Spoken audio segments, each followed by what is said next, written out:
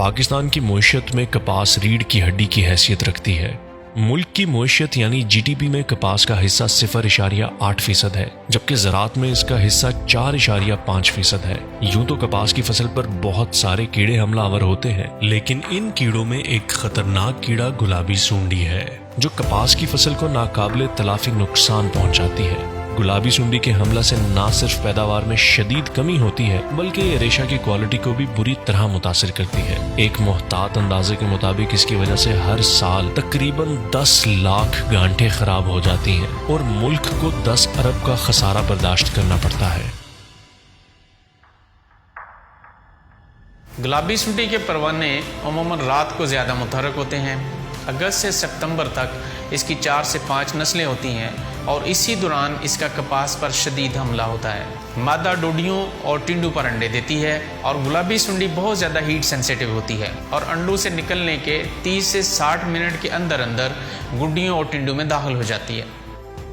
गुलाबी सुंडी की मादा 100 तक 250 अंडे एक एक करके पत्तों, कलियों, फूलों और टींडों वगैरह पर देती है। अंडों से बच्चे बेलिहाज मौसम 3 तक 7 दिन में निकल आते हैं। सुंडी 8 तक 12 दिन तक पौधे के फलदार हिस्सों को खाने के बाद सुराख करके बाहर जमीन पर गिर जाती है, जहां कोया यानी प्यूपा की शक्ल इख्तियार कर लेती है, जिनसे 6 तक 17 दिन में परवाने निकल आते हैं, जो 2 दिन से लेकर 29 दिन तक जिंदा रहते हैं। नवंबर में दर्जा हरारत कम होने की वजह से सुंडी कोया बनने की बजाय सरमाई नींद में चली जाती है और मौसम सरमा जुड़े हुए बीजों, पौधों पर बचे कुछ टींडों या जिनिंग फैक्ट्री के कचरे में ख्वाबीदा हालत में गुजारती है।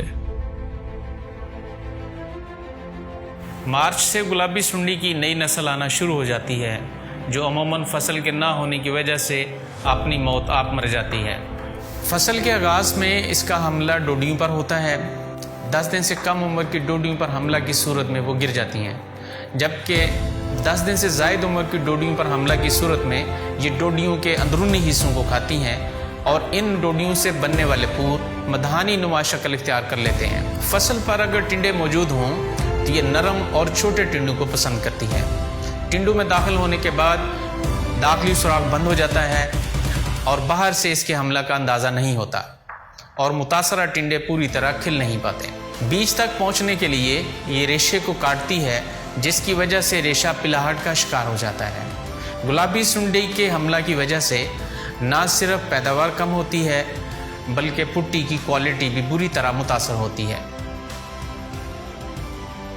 फसल के इब्तदाई अय्याम में ही रोशनी और जिनसी फंदों के इस्तेमाल से गुलाबी सुंडी के परवानों की मौजूदगी का पता लगाएं। चूँकि ये कीड़ा अपना ज़्यादातर वक्त डोडियों, फूलों और टींडों में गुजारता है, इसलिए इसका कीमियाई तदारुक मुश्किल है। गुलाबी सुंडी की मैनेजमेंट का बेहतरीन, मौसर और ताकतवर जरिया गॉसिप्लोफेरामोन यानी एवियोल ग्रुप के एक्समेट का इस्तेमाल है। फसल पर पहली डोडी जाहिर होते ही पूरे खेत में एक्समेट की तारें लगाएं। मधानी नुमा फूलों की मौजूदगी से कीड़े के हमले का अंदाज़ा लगाएं। 14 से 28 दिन के 100 टिंडों को खोल कर देखें और 5% हमला की सूरत में मौसर जहर का इस्तेमाल करें। कपास की फसल में गुलाबी सुंडी की बेहतर मैनेजमेंट के लिए केंद्रोएजी की प्रोडक्ट एक्सटॉल का पहला स्प्रे जब कीड़े नुकसान की मुआशी हद पर हों तो 750 मिलीलीटर फी एकड़ के हिसाब से करें, और फिर एक्सटॉल का दूसरा स्प्रे पहले स्प्रे के 7 दिन बाद 750 मिलीलीटर फी एकड़ के हिसाब से करें। तीसरे स्प्रे के लिए केंद्रोएजी का प्रोडक्ट टेम्प्ट दूसरे स्प्रे के 7 दिन बाद 125 मिलीलीटर फी एकड़ के हिसाब से इस्तेमाल करें, जबकि चौथे स्प्रे के लिए भी टेम्प्ट तीसरे स्प्रे के 7 दिन बाद 125 मिलीलीटर फी एकड़ के हिसाब से इस्तेमाल करें।